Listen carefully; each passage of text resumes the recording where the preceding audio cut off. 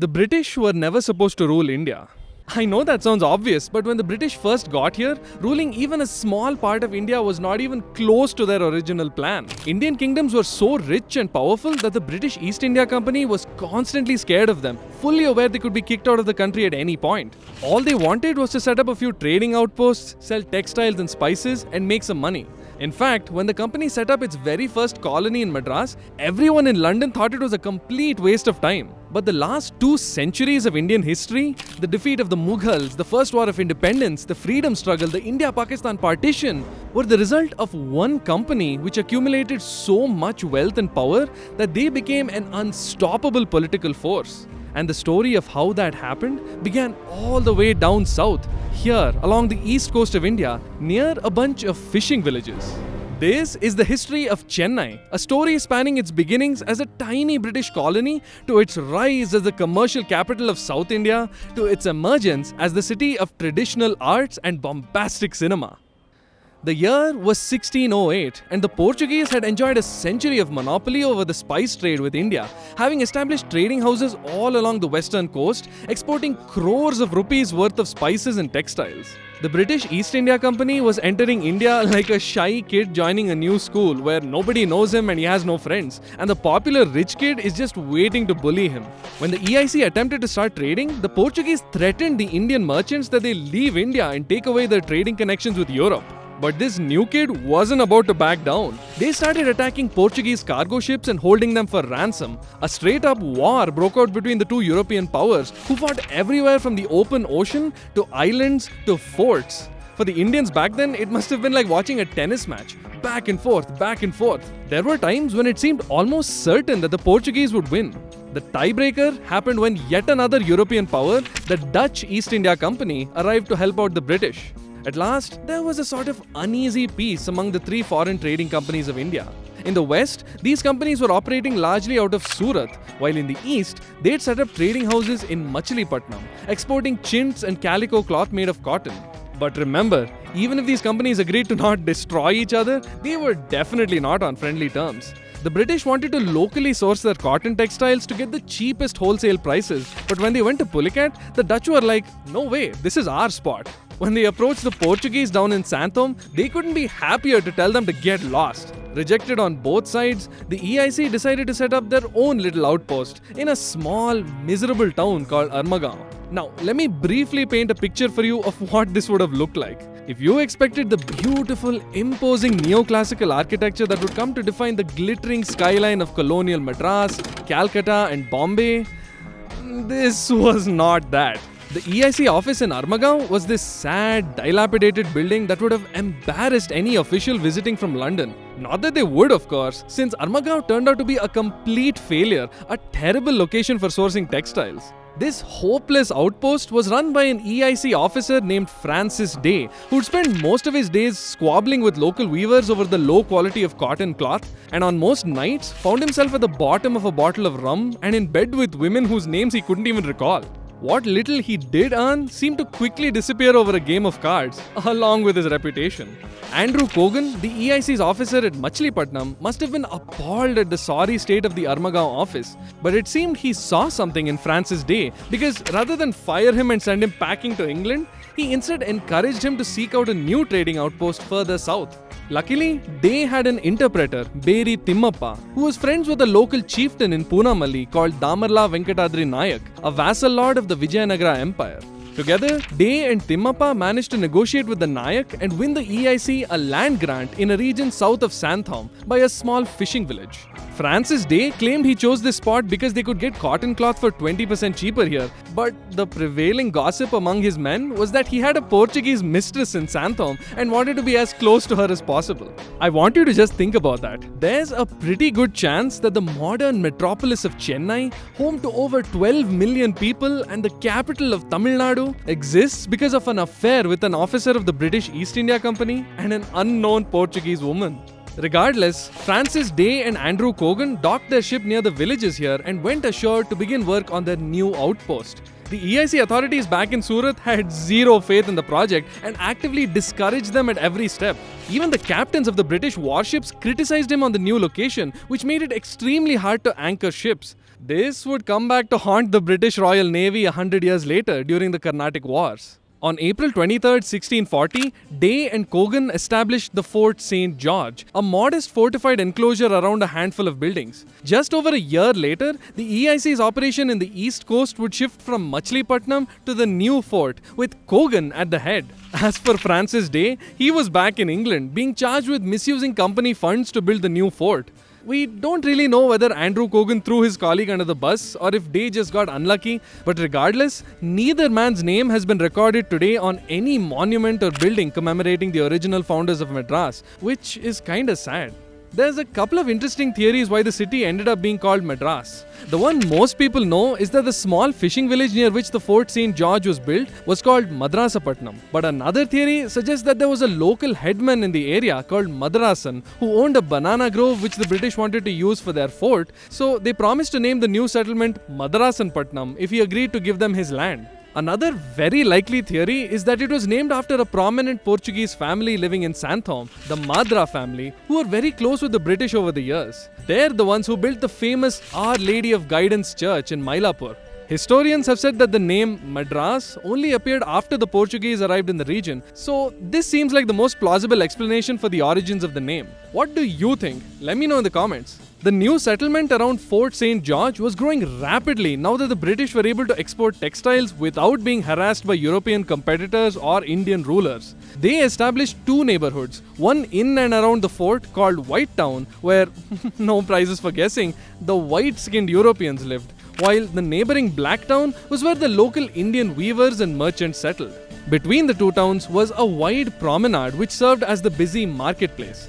In just a couple of years, some 300 or 400 weavers' families had settled in Madras, making this place an attractive spot for laborers, traders, and artisans to come in search of employment. But while the British were slowly growing their first colony in India, there were massive political upheavals taking place right in Madras's backyard. In the mid-1640s, the Vijayanagara Empire was collapsing like a massive banyan tree, and the Deccan Sultanates were the ones wielding the axe. In the east, the Golconda Sultan's army was rapidly advancing south, led by the audacious Mir Jumla. Luckily for Madras, the British had developed a friendly relationship with the Golconda Nawab, even if they were frustrated at how much money he was extracting from them at Machilipatnam. So, while the various kingdoms and vassals of the Vijayanagara Empire fell like dominoes all around them, Madras was able to quietly continue its trade with the rest of the world, albeit at a steep price. But even if they were technically safe, anybody would be at least a little worried about getting invaded by some random king or chieftain. The British decided it was better to be safe than sorry and expanded the Fort St. George, improving its fortifications. The relative stability of Madras also meant more people were flocking to the new colony, and it continued to grow as the British acquired more and more of the surrounding land from the local Nayaks. Madras was finally becoming almost a proper city. This is when we see a really interesting turning point in India's history. The British monarch King Charles II was to marry the Portuguese Princess Catherine of Braganza, and the EIC were really hoping the Portuguese would hand over the colony of Santhom to the British as dowry. But in 1662, the Golconda general Reza Kuli surrounded Santhom and laid siege to it. Unlike the British, the Portuguese had no special understanding with the Sultan, so he allowed Santhom to starve until they were forced to give up the colony to Golconda. No more dowry plans. So when Charles and Catherine got married that year, the Portuguese decided instead to give them a different colony, Bombay. Can you imagine the course of history if Golconda hadn't invaded Santhom? The modern city of Mumbai, the financial capital of the country, the birthplace of Indian cinema, may have never even come into existence. By the way, you should check out my video on the complete history of Mumbai after this, link below the like button. There was a brief period when Santhom was occupied by the French, but the whole time they were fighting the Golconda army and the Dutch who wanted to kick them out. But that only lasted 2 years, so why am I even mentioning this? Well, there's two very important reasons. The first is that after the French were finally kicked out of Santhom, a small contingent of French officers sailed further down the coast where they established what would become the largest French colony in India, Pondicherry. The second reason will be revealed later in this video when Madras faced an existential threat at the hands of a new enemy on the battlefield. A lot of things happened in the late 17th century. The Maratha king Shivaji conquered huge parts of Karnataka and Tamil Nadu. The famous St. Mary's Church was built. the British started minting their own coins in Madras, and the Golconda Sultanate was defeated by Aurangzeb, bringing all the land surrounding Madras under Mughal control.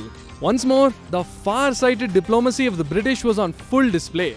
When Shivaji invaded, they were safe because they were allies of the Golconda Sultan. As for the Mughals, they'd already cozied up to the previous two emperors, so Aurangzeb was happy to give them full freedom to continue trading out of Madras, and local rulers were forbidden from attacking them. Do you see it? Do you see how the influence of the British was ever so gradually spreading? It started with simple trade licenses and land grants, but was slowly expanding to cover political immunity, exclusive access to trade routes, and even military assistance. Imagine if companies like Amazon or Google were given monopoly in certain regions, had their data centers protected by the Indian government, and were even allowed to build their own armies in Bangalore and Hyderabad. This is exactly what the EIC had started doing, and just 50 years earlier, they were getting kicked out of every city they tried to set up an office in. My point is, Madras had become this epicenter for some serious commerce. There was this one guy who became an insanely wealthy diamond and slave trader while serving as the president of Madras, and went back to London to become a philanthropist. At one point, he donated gifts worth over £800 to the colony in Boston in the US, which was enough money to establish a whole new building for a university there. They were so grateful that they named the university after him, and it still exists today. Any guesses? Well, the philanthropist was Elihu Yale, who funded the Yale University, one of the top 10 universities in the world today, using the fortune he acquired in Madras. Oh, and another fun fact about Yale, he's the one who started the first ever municipal corporation in India, the Madras Corporation, to manage civic works in the growing city. 327 years later, it was renamed to the Greater Chennai Corporation in 2015 and is still the municipal body overseeing the city's infrastructure. So, if you have a problem with the roads or flooding in Chennai, take it up with this guy. Now, a lot of interesting people have found themselves in Madras at some point or another, but few are more important to the history of colonial India than a certain office clerk who sailed from London to India in 1744. This 19-year-old boy was shipped off to Madras by his father, where he had to endure the suffocating heat and unfamiliar surroundings while doing the uninspiring work of a shopkeeper's assistant for 2 years. The boy's mind wandered to dark, unforgiving places in the lonely nights, and he even tried to take his own life on 2 occasions. His only solace was the governor's library, where he spent almost all his free time devouring books. But the world outside Madras's walls were in just as much turmoil as the boy's mind. For the last 20 years, the British and French in India were locked in ugly hostilities with each other. Both the European powers were amassing their own private armies and fleets of warships in anticipation of conflict. The British launched a naval attack in 1745, and when the French retaliated,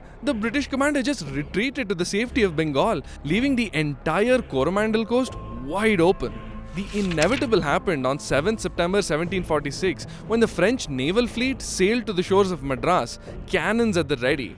They began firing at the city, whose meager fortifications couldn't withstand the heavy bombardment. The soldiers soon lost their morale and began drinking heavily, leaving the civilians to man the defenses in desperation. But it was a losing battle, and 2 days later, they surrendered to the French, who seized the town and made the civilians swear an oath to never take up arms against the French. Those who refused were thrown in jail. The young office clerk was among the prisoners, awaiting God knows what fate the French intended for them.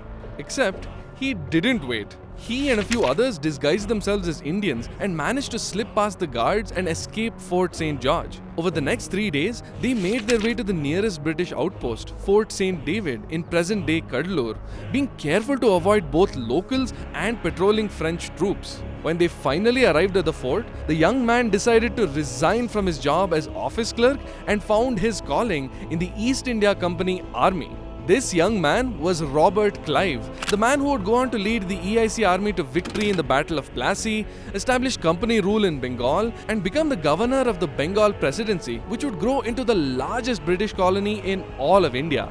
In 1747, Clive won great honours when he defended the Fort St. David against the French, and again the next year when the British laid siege to Pondicherry. This brought an end to the First Carnatic War, but the French were not about to be so easily subdued, and Clive spent the next 6 years leading the British armies in various battles and sieges across Tamil Nadu. In 1753, Clive got married to Margaret Maskelyne in the St. Mary's Church, one of the oldest British buildings in India, before sailing back to England the next year. When he returned to India in 1755, his campaigns would take him all the way to Calcutta, where he would leave his deepest mark on Indian history. The final chapter in the conflict between the British and French in India was written on the fields surrounding Madras, where the French launched a 5-day assault on the city with guns and siege weapons. It took several weeks of constant fire to at last breach the walls, but before they could take Madras, British reinforcements arrived on the scene, forcing the French to retreat. The British pursued them to Pondicherry, where they comprehensively destroyed the French resistance. 150 years after arriving in India as a powerless underdog, playing third fiddle to the Dutch and the Portuguese, the British had finally defeated their only remaining competitor in India, allowing them to establish military and political supremacy over both foreign and local powers. A new era of Indian history was beginning, with Madras at the very center of it. By the way, if you're enjoying this video so far, just take a second to like and subscribe, because it'll help me create even more high quality videos on Indian history for you to enjoy. Now, just try to imagine living in Madras during this period. Constant wars, sieges and invasions would have been utterly exhausting, both for the European colonists and the local Indian population. The streets would be heavily militarized, with soldiers transporting equipment from one part of the fort to another. Construction work would have been near constant in an effort to rebuild what was destroyed in the last battle and in preparation for the next one. But amidst all this uncertainty, the residents of Madras somehow had to find some semblance of normalcy. On any given day, the city would be crowded with sailors and merchants from all over the world, thronging the streets and bazaars to get the best wholesale deals on spices or find the finest quality cotton cloth to take back to their homeland. Markets would be bursting with colors and smells, mounds of pepper, turmeric, clove and cinnamon, an assortment of fragrant flowers, pearls harvested from the shallow seabeds of the coast nearby, and diamonds from the mines of Golconda. The air would be stuffy and humid and hot, particularly in the summers, so the city and buildings were laid out in such a way that the streets would catch the coastal winds. The docks would be one of the busiest places in the city. The shouts of sailors, traders and laborers over the incessant noise of seagulls and waves lapping against the sides of ships. At night, the bars and arak houses would come to life, music playing loudly within, the sounds of laughter filtering through the smoke from beedis and chillums. The British part of town was also seeing commercial establishments coming up at every street corner. In 1788, a Welshman named Thomas Parry started a banking firm which slowly grew into the business of processing and selling sugar, which would have been a prized commodity back then. That's how we got one of the oldest companies in India and the oldest in Chennai, EID Parry Limited, which today has diversified into chemicals, bioproducts, investments and infrastructure. Chennai's famous business district of Parry's Corner was named after the man himself, Thomas Parry. And if you're old enough to remember Binney Mills, that company was also started by an Englishman, John Binney, in 1797. Before they were acquired and split up in 1987, they were involved in everything from textiles to electric trams to insurance. But if we zoom out of this small piece of land hugging the Coromandel coast, we start to see the beginnings of a new political upheaval farther inland, the rise of an unexpected power in the Mysore kingdom, led by Hyder Ali. You see, after Hyder Ali began a campaign to expand the kingdom of Mysore into the east, he tried to form an alliance with the East India Company on multiple occasions, but the British severely underestimated him, thinking he was some overambitious local ruler who was acting too big for his boots. Besides, the Nizam of Hyderabad and the Marathas wanted to defeat Hyder Ali, so they'd already allied themselves with the British and were preparing for war.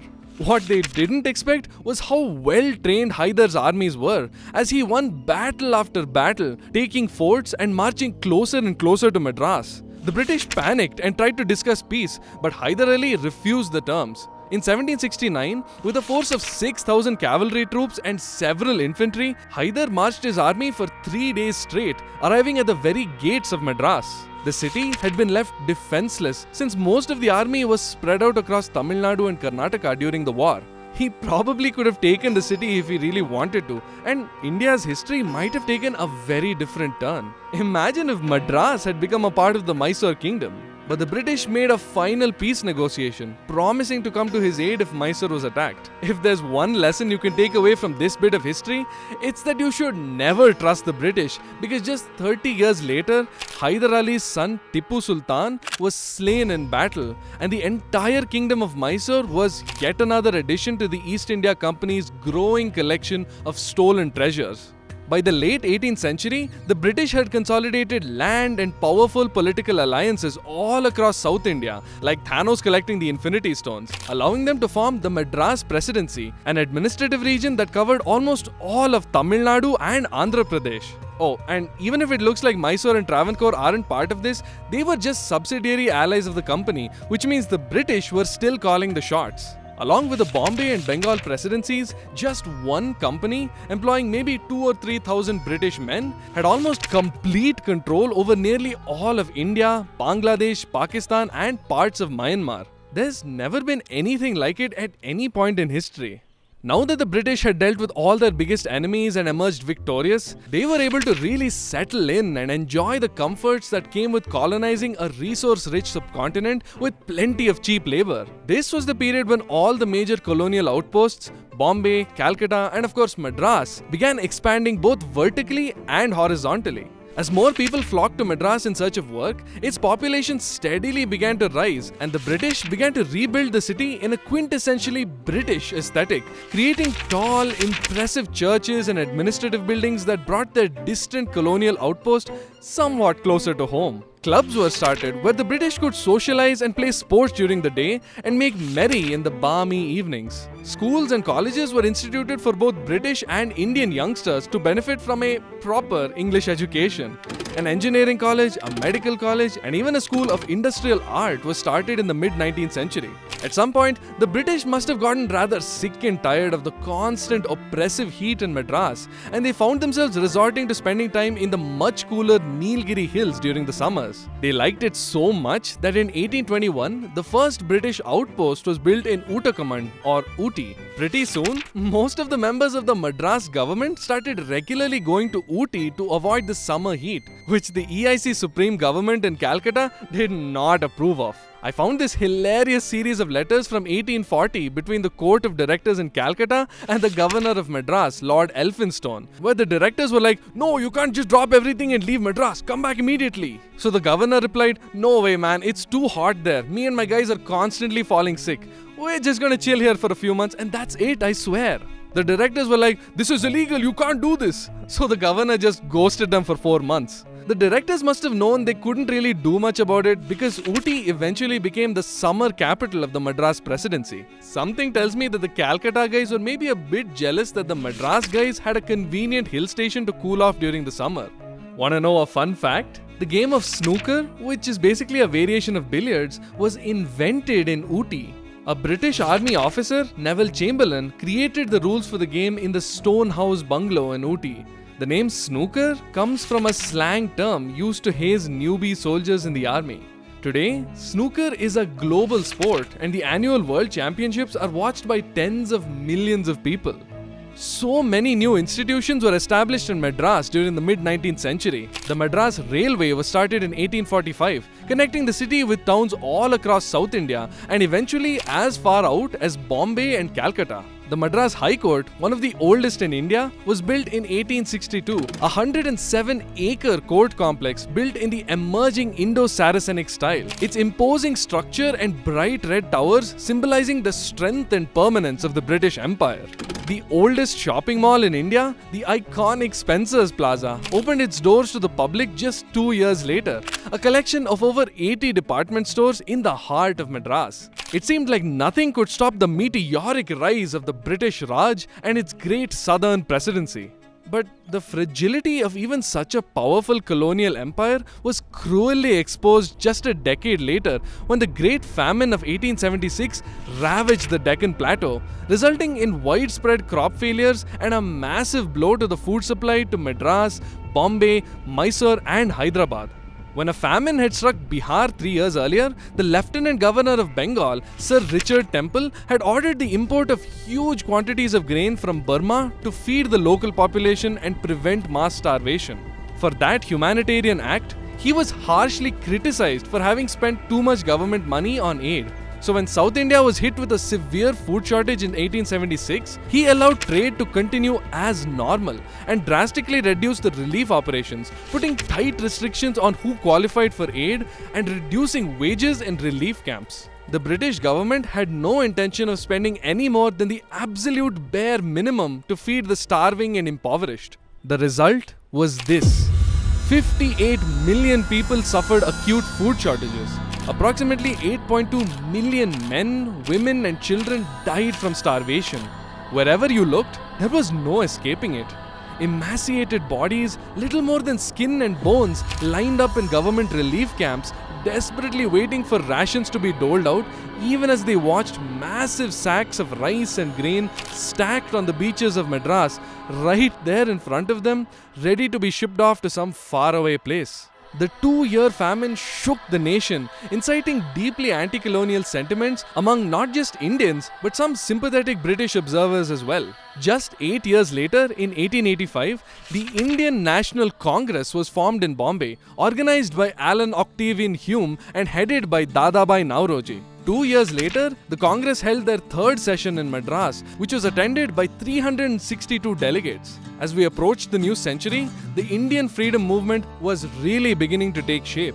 If you were to walk down the famous Mount Road in the late 19th or early 20th century, you'd witness a hub of commercial activity. Showrooms selling carriages and luxury goods and some of the first cars in India. Massive firms like TVS saw their beginnings on this road, and the cream of the city's crop had set up offices here, including Madras's biggest newspapers like The Mail. But many Indians were fed up with these British-run newspapers, which mysteriously had the tendency to avoid criticizing the British-run government and ignoring the very real issues of Indians living there. In 1878, a group of 6 disgruntled law students led by G. Subramanya Iyer started a purely Indian-run newspaper that wouldn't hesitate to call out the shortcomings of the colonial government. This newspaper, with its new office on Mount Road, was The Hindu, a voice for the voiceless native population of the city. Of course, this was an English language paper in the early 20th century Madras, where most of the local residents spoke Tamil. To reach a wider Indian audience, Iyer founded the Swadesa Mitran in 1882, the first Tamil language newspaper owned and operated entirely by Indians. The paper boldly proclaimed nationalistic views, using tales from the Ramayana and Mahabharata as familiar reference points for their anti-colonial rhetoric. Subramanya Bharati, one of the most famous Tamil writers in the early 20th century, also joined the paper as an editor, writing scathing columns and introducing political cartoons lampooning the British. As the political atmosphere heated up in Madras, several activists, including Subramanya Iyer, were imprisoned for their publications. In the 1920s and 30s, the freedom movement in the Madras Presidency took a very different turn from what was happening in the rest of the country. A strong anti-Brahmin sentiment had gripped the region, opposed to the Brahmin monopoly of jobs in the Indian civil service and the government, and even their overwhelming majority in the Congress. When the Congress finally came into power in Madras in 1937 and imposed the use of Hindi in educational institutions, Madras rose up in protest, with several political groups rallying behind the anti-Hindi movement. This uniquely regional political movement gave rise to a strong pro-Tamil secular ideology that eventually led to the formation of Dravidar Kazhagam, a new political party founded by E.V. Ramasamy with the goal of dismantling the caste system and establishing a Dravidian nation separate from the rest of India. The ripples of this new movement still echoed deeply in the politics of modern-day Tamil Nadu and would lead to the creation of the two most prominent political parties in the state, the DMK and AIA-DMK. After independence, the states of India were organized on the basis of regional language, at which point Andhra Pradesh demanded that Madras be made part of their state. After all, there had been so much intermingling between the city and the nearby Telugu-speaking regions. But of course, the Tamilians weren't about to give up the capital of the Madras Presidency. So a compromise was made, and Andhra got to have Tirupati, while Madras stayed with Madras State, which was renamed to Tamil Nadu in 1968. With the British totally out of the picture, now was really the time for Madras to blow up as the metropolis of the south. The city became the automotive manufacturing capital of India, with pretty much all the major brands setting up factories and headquarters here. BMW, Ford, Mahindra, Hyundai, MRF, the list goes on and on. Tamil cinema was giving the Bombay film industry a serious run for its money with innovative cinematography, unique stories, and immortal music by some of the greatest composers in the country. The city even developed a vibrant community of Carnatic music and art, being recognized by UNESCO for its contributions to the cultural heritage of Indian classical music. Today, the Fort St. George is the seat of the Tamil Nadu government, coming full circle from the time the fort was segregated from the neighboring Indian areas, way back when they were still called White Town and Black Town. In 1996, Madras was renamed to Chennai, shedding some of its colonial baggage and adopting a name that was coined by the locals. But where did that name come from? Well, you gotta rewind all the way back to when the city was first founded. When Damarla Venkatadri Nayak gave the British some land to build their fort, he wanted the area to be named Chennapatnam after his father Damarla Chennappa Nayak. Of course, history took the town in a different direction, but the locals continued to use that name, Chennapatnam, to describe a certain part of that town before it was gradually swallowed up by the greater city of Madras and was largely forgotten. That is, until the day the people of Tamil Nadu decided to revive that centuries-old name, a local name, an Indian name. And that's how the modern metropolitan city of Chennai was born. Thank you so much for watching. If you enjoyed this video, please like and subscribe because I'm making lots more videos on ancient, medieval and modern Indian history. There's lots of stories of Chennai I couldn't possibly cover in one video, so if I missed something, drop a comment below. Until next time, see you soon.